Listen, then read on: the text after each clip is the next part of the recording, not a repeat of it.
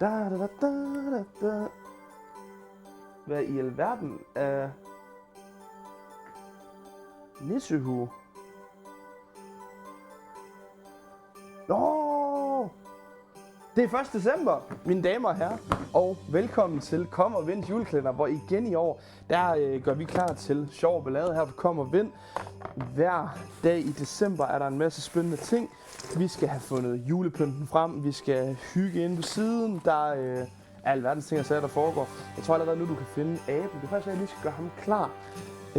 Hvor har jeg ham? Det kan være, at jeg lige gør ham klar til i morgen først.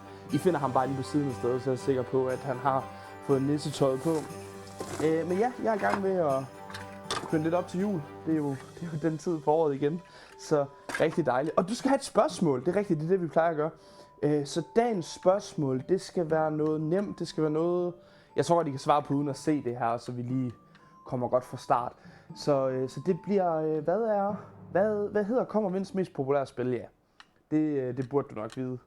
Det er noget, hvor vi skal ud og møge ud og sådan rigtig sådan dansk sådan farmerspil, kan man sige.